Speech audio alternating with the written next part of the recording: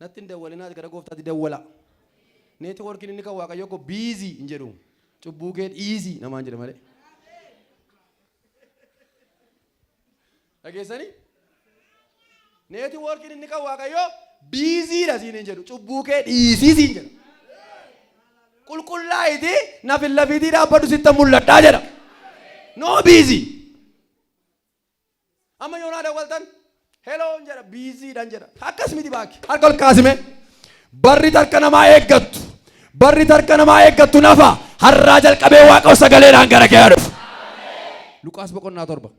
Lakkoofsa tokkorraa kaasnee wajjin ilaalla. Yesuus tu gaaf tokko Now angafa dhibba tokko fayyisa. Eenyutu? Mee ana faana nagargaaraati Yesuus jedha. Jedhati waan ta'u jira. Jedhi waan ta'u jira. Har'a waan tokko sitti dubbadha. Maqaa kanaan balballi cufame sirraa banama. Maqaama Yesuus kana waama. Waan ittiin rakkatte keessaa hin baata maqaa Yesuusiin. Me maqaa Yesuus jedha. Stimaate dubbisi. Yesuus waan dubbachuu fedhe hundumaa erga jara dhageessisee booddee Qifirnaahomitti gale. Naa'oon hangafa dhibbaa tokko kan inni baay'ee mararfatu duraa dhukkubsatee du'atti dhiyaatee ture. Hangafichi waa'ee Yesuus Kiristoos dhaga'ee inni dhufee Naa'oo isaa akka isaaf oolchuuf maanguddoota Yihuudootaa ittiin ergate. Aslaala suutuma jedha akka jedha. Why Jesus dhaga'ee jedha. Maayetan. Waa sin gaafadhu. Maal dhageessanii manaa ba'aa jirtu sin? Maal dhageessanii manaa baata? Waa'ee eenyu? Fayyuu barbaaddu? Hidhaan keessan eegamu? Ayyaana kana kan nurra kaa'e Waaqayyoodha. Nuyi garuu ofii keenya Waaqa miti. Nama foon uffate kana keessatu ayyaanni Waaqayyoo buufate. Akkol kaafadhu. Guyyaa har'aa jalqabee barriti waa'ee namaa dhageessee olii gadi fiidduun hafa. Waa'ee isa du'ee doomoo eegaa dhageessee fayyinni sii ta'eera. Hin wayyu. Harka kee ol kaafadhu. Maaliif sii bari'uu dide beektaa? Maaliif sitti cufame beektaa? Daandii sirkaa bade har'a Waaqayyo daandiitti si haa deebisu. Amanteetta yoo ta'e maqaa gooftaa Yesuus nan fayya yoo jette fayyitee galta. Hangafni dhibbaa kuni waa'ee keleen dhageenya. Waa'ee Yesuus dhageenya. Kan nama dhiqu keessaa waan inni mararsiifatu waan inni jarra kaa'atee jiru duudhaaf jedha. Isa jalaa baduudhaaf jedha. Harka ol kaafadhu. Ergaan sii qaba kanama kana. Wanti tilaalte, wanti tabdatte, seetanni sirkaa fuuchuuf jedhe ganama kana hafuura du'aa sirraa rukuteeraan. Maqaa gooftaa Yesuusin rukuteeraan. Me waa'ee Yesuus dhaga'ee dhufe jedha. Waa'ee eenyu? Hojii ergamootaa boqonnaa 3 yoo dhannee ilaalla. Namichi naafti suni kanaan dura kan inni beeku namaan gargaaramuu beeka. Namatu dhufee waa gargaara. Namatu mana qulqullummaa fi lafiitti tooriitti kenna. Akkuma kanaan dura waa kadhatu see Phexrosiif Yohaannis faan hin deemu turan gara mana qulqullummaatti. Namichichi inni ilaale isa keessa waa harkaa fudhachuudhaaf birrii waa harkaa fudhachuudhaaf Phexrosiif Yohaannis garuu akkana jedhaniif nuyi warqee meetii of harkaa qabnu maqaa gooftaa Yesuus Kiristoos nama Naazreetii kan yaadeen. Me maqaa gooftaa Yesuus Kiristoos hin jedha. Nama Naazreetii jedha. Hidhaan koo hiikameera jedha. Har'aa jalqabee lallaba kee jijjiireera. Lallabi kee waa'ee Yesuus haa ta'u. Ulfina fudhate ulfinni kan Yesuus ameen. Akka maqaa gooftaa Yesuus Kiristoos nama Naazreetii kan yaadeen. Akka tasaa ta'e of shawwadaniitu. Amma utuu waan kana shawwadaminaas Waaqayyo isin eebbisu waldaa keessa jiraatanitti sirriidha hin arjoomtu gaariidha. Rakkina qabu. Namni tokko waan isa shawwadu sa'aatii kana utuu birrii 200,000 kennite amma fayyitooti. Maalan jedhe? Maalan jedhe? Amma warri kuma kudhanii warri kuma 20 siin qoon jiru. Of hin shawwadin. Of hin shawwadin. Nama sibiraatiin of hin shawwadin jedhi. Yesuusi jireenya sii kennuudhaaf dhufe. Daabboo sitti kennuu dhufne Yesuus. Mee warri jireenya argatan karaa Yesuus. Waan gootan mana Waaqayyoo godhaa. Rakkataas gargaara. Inni wabii isiniin ta'u. Wabii kan nuu ta'u jireenya. Mee Yesuus anaaf jireenya gooti jedhaa. Jedhaagaa. Akkana Phaawulos Yesuusii jedhe anaaf jireenya gooti. Duuti immoo bu'aa gooti. Afurri Waaqayyoo si argatu. Waaqayyoon goonfamu. Yesuusi birrii wal bira qabdee wal daannagin. Hin shawwaddu ati. Inni shawwadamu. Birriiti qabdi cubbuu kennos. Hinnos. Waan sirrii walitti himnu. Qabeenyiti baankiidhaa qabdu walirra tuulte sun cubbuu kennos. Yesuus qullaa'uu kee barbaada. Dhiiga hoolichaatiin qullaa. Gaaf tokko Yesuus Yerikoo keessattuu darbu namicha tokko arge. Namicha qarattu Zakkiyoos jedhamu tokko. Nama cubbamaa. Yesuus Kiristoosin namichi kuni baruu barbaada. Isa kamiin akka ta'e baruu barbaada. Harka ol kaasime kana booddeeme Yesuus ofii isaatii sitti haa mul'atu. Raasi harka kee ibiddi Waaqayyoo namoota baay'ee irraan bu'a. Ibiddi Waaqayyoo sirraa haa bu'e. Yesuusii wajjin keessummaatti hin jiraatin isaa wajjin wal barii jiraadhu. Hojjaan isaa gabaabaadha. Qarattuudha. Wanti akkanii gara Yesuus hin dhufne godhu waan baay'ee jira. Hin barbaade garuu. Yesuus akkana jedheen Zakkiyoos jedheen oo ennaan gadi bu'i. Maal godhi? Maal godhi? Har'a mana kee ooluun naata. Eenyutu amanee manaa ba'ee laata? Gaafa Yesuus mana kee oole waan biyya lafaa lafa keessa waan biyya waaqarraa qabattaati. Ameen ameen ameen. Gaafa Yesuus gara kee dhufe waan biyya lafaa lafa keessa waan biyya waaqarraa qabatta.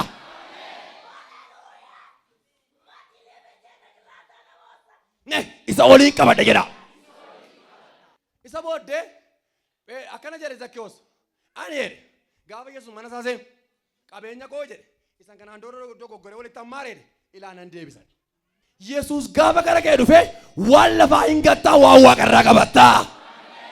Inni dhufne taanaan immoo rakkisaadha. Namichi Qarmeloos jedhamu tokko jira.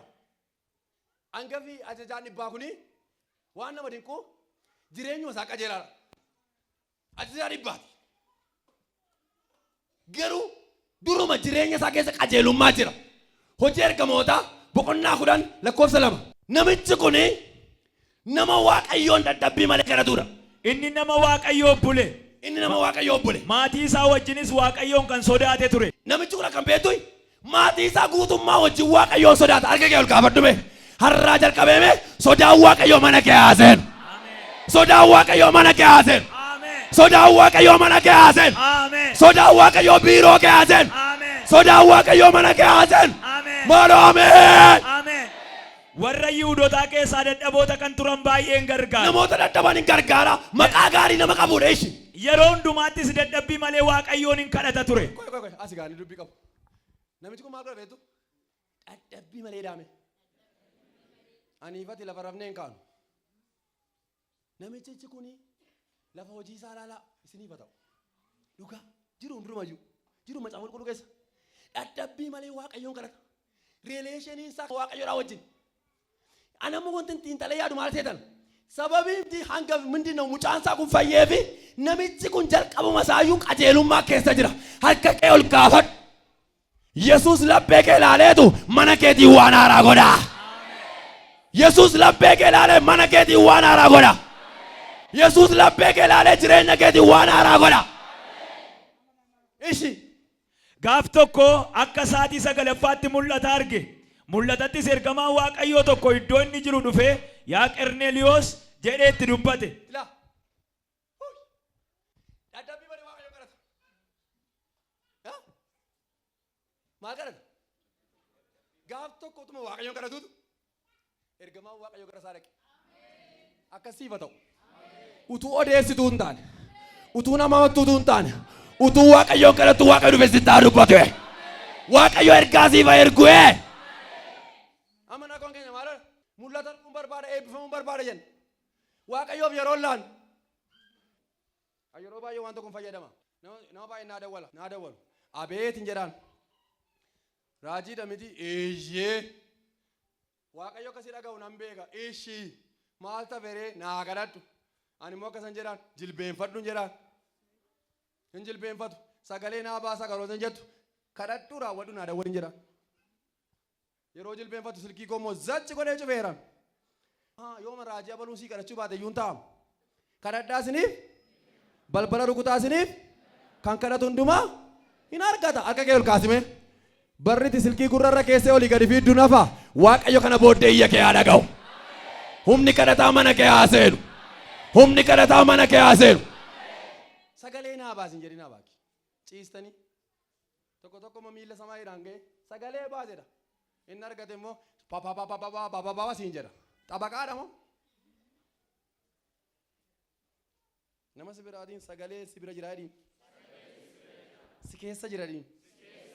Jedhiin kaa? Natti aartanii? Natti hin dawwalinaa gara gooftaatti dawwala. Neeti workiin inni kan waaqayyoo ko biizii hin jedhu. Cubbuu kee dhiisii namaan jedha malee. Dhageessanii? Neeti workiin inni kan waaqayyoo biiziidha siin hin jedhu. Cubbuu kee dhiisii siin jedha. Qulqullaa'iti nafin lafiitii dhaabbadhu sitta mul'adhaa jedha. No biizii. Amma yoo naa dawwaltan heloon jedha biiziidhaan jedha. Akkas miti baaki. Harka ol kaasime. Barri tarka namaa eeggattu. Barri tarka namaa eeggattu nafa. Har'aa jalqabee Waaqayyo sagaleedhaan gara kee dhufu. Isti banamaadha jedhame. Nan kadhadhaa jedha. Nan argadha jedha. Eshi. Gaaf tokko akka saatii sagalaffaatti mul'ata argee mul'atattis ergamaan Waaqayyoo tokko iddoo inni jiru dhufee yaa Qerneeliyoos jedhee itti dubbate. Qerneeliyoos yommus fajajee isa ilaalee sodaachaa maal inni yaa gooftaa jedhee gaafate. Ergamichi immoo deebiseefi Waaqayyo kadhata kee dhaga'eera. Dadhaboota gargaaruu kees yaadateera. Harka keessan ol kaafadhaa. Ila guyyaa har'aa jalqabee iddoon aarsaa mana keetii bade sii deebi'eera. Mee ameen. Iddoon aarsaa mana keetii bade sii deebi'eera. Mee sagalee guddaadhaan Waaqayyo kadhata koo dhaga'eera jedha. Utuu karaara deemtu mul'atan argan abjuudha. Abjuudha hin danda'amu. Waaqayyo wajji walitti dhufeenya qabaadhaa. Ishi Waaqayyo maal kee dhaga'eera? Kadhata kee dhaga'eera. Ishi. Dadhaboota gargaaruu kees yaadateera. Ammas namoota Yoobeetti ergiti Simoon isa Phexros jedhamu waamsisi. Innoo Simoon isa gogaa duugu bira keessummummaa buufatee jira. Namichi kun Waaqayyoon kadhata. Waaqayyo wajji walitti dhufeenya qaba. Amma nama silkii dawwalee bituu hin taane Waaqayyoota ergaa ergeef. Waaqayyo namoota baay'eedhaaf sagalee isin erga. Mee al tokko kaa dhaabbadhaa. Sagalee keessan ol baasaatii Waaqayyo sagalee naa erga jedha. Raasa Waaqayyo sagalee naa erga jedha. Jedha. Hin barbaaddu sagalee.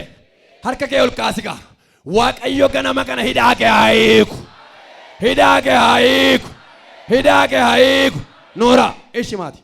Ergamichi isatti dubbatee ergaa deemee booddee hojjetoota mana isaa keessaa nama lama warra loltuu isaaf amanaman keessaa immoo nama Waaqayyoon sodaatu tokko ofitti waamee. Koy asitti nama eenyuun sodaatu? Nama Waaqayyoon sodaatu tokko. Nama si biraatiin Waaqayyoon sodaachuu qabdanii. Itti mika. Hojjetoota baay'ee jira. Achi keessa nama tokko selekti godhe. Nama akkamii? Nama Waaqayyoon sodaatu. Namni Waaqayyoon sodaatu irraa hafaa jiraata. Waan koo galata fudhatu. Eeshi. Waan hundumaa isaanitti himee Yoobeetti isaan erge. Borumtaas warri ergaman utuu adeemanii mandara Yoobeetti dhiyaatan. Phexros immoo akka saatii ja'affaatti kadhachuudhaaf bantii mana isaanii isa diriiraatti ol ba'e. Ilaala. Qerneeliyoos utuu Waaqayyoon kadhatuutu mul'ata arge. Phexros utuu Waaqayyoon kadhatu mul'ata arge. Akka kee ol kaasi.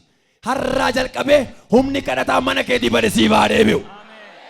Yeroo sanatti Yesuus ka'ee maanguddoota sanaa wajjin adeeme. Hangafichi garuu Yesuus mana isaatti yommuu dhiyaate dhaamsa akka itti manii firoota isaatti ergee yaa gooftaa of hin dhamaasin ati bantii mana koo jala lixuun anaaf hin ta'u. Ilaala gad of deebise gad of qabee gara koo dhufuun si hin ta'u.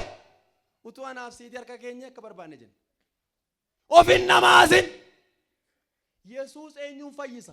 Warra lapheen isaanii cabe. Isaantu fayya. Tonkolanyaan fayyuun hin jiru. Har'a isiniin kadhadha. Waaqayyo laphee keessana jijjiiru. Ishi. Kanaafis ani ofii koo si bira dhufuun akka anaaf ta'utti of hin lakkoofne. Achuma dubbii tokko duwwaa dubbadhu naa'un koo sin fayya. Amma namantu harka ol naa kaastu. Maqaa gooftaa Yesuusiin kallattii garaagaraatiin sagantaa kana hordofaa kan jirtan waan tokko nan jedha. Maqaa gooftaa Yesuus fayyinni isinii ta'eera. Sagantaa kana keessa kan jirtan maatii keessaniif fayyinni ta'eera. Maatii keessaniif nagaan ta'eera. Hidhaan irraa hiikameera. Maqaa Yesuus Kiristoosiin wanti isaanitti dukkanaa'e har'aa jalqabee isaan gadhiisee deemeera. Achuma dhaabbadhu sagalee sagalee jedhame. Maa jettan? Mee sagalee jedha. Mee amantiin akka jedha. Maqaa gooftaa Yesuus jedha. Jedha ammayyuu. Hidhaan koo hiikameera jedha.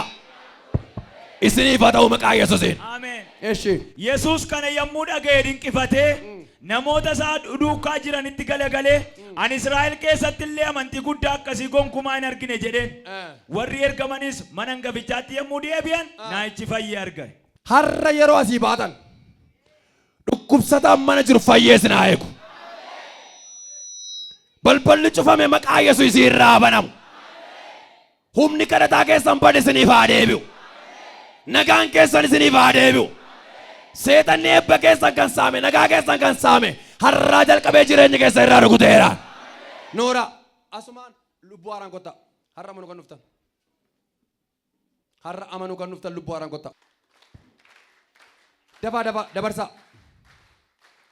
Kotta lubbuu haaraan dafaa kotta. Fiigichaan kotta. Har'a gooftaa Yesuus Kiristoosiin fayyisaa lubbuu godhachuu dhufeera kan jettan. Dabarsaa dafaa kotta.